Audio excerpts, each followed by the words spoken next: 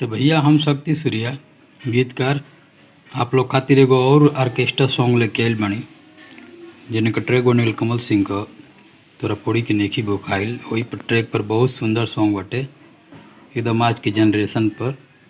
तो उम्मीद ना पूरा विश्वास बाकी सॉन्ग आप लोग के पसंद आई। तो चलिए एक डमी दे तनिक आयकर डमी आप लोग ध्यान से सुनब तभी आप लोग के समझ में आई कि कौन शब्द कितना स्केल से और कब कहाँ बोले के बटे। बाकी आप लोग को मर्जी बटे।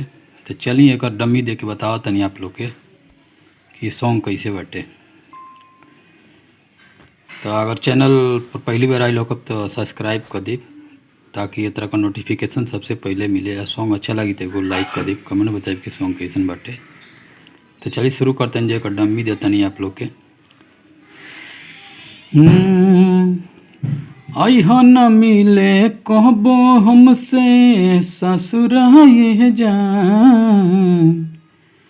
अरे अइहा न मिले कहबो हमसे ससुराए जान। जाके सेटिंग कोलल भर कवनो दूसराए जान।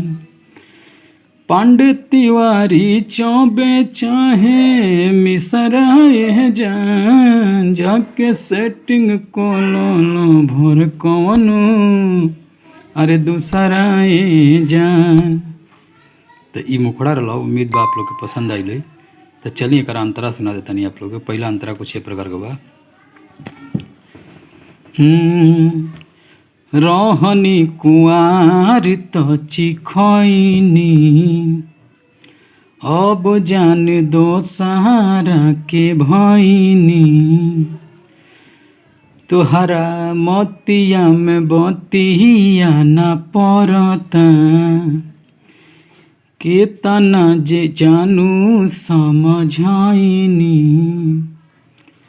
रहनी कुआर तो चिखैनी अब जान दो सहारा के भैनी।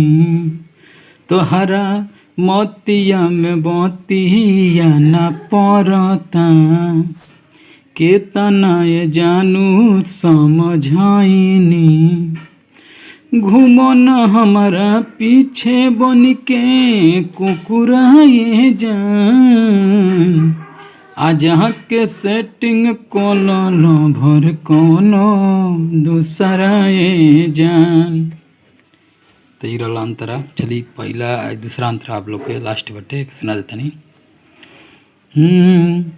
देखी लो दुआर कवनो आउर शक्ति सूर्य पहड़ी पावराऊ।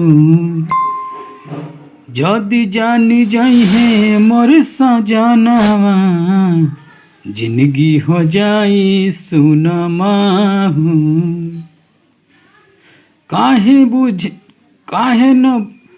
बुझेलो सिंगर मन के दुखवाए जान।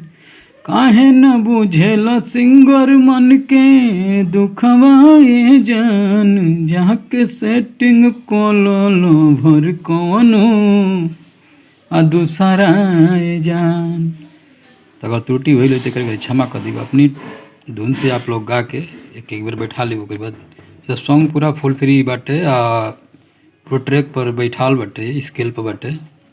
तो चलिए मिलते हैं नेक्स्ट वीडियो में। तब तक खातिर बहुत बहुत धन्यवाद।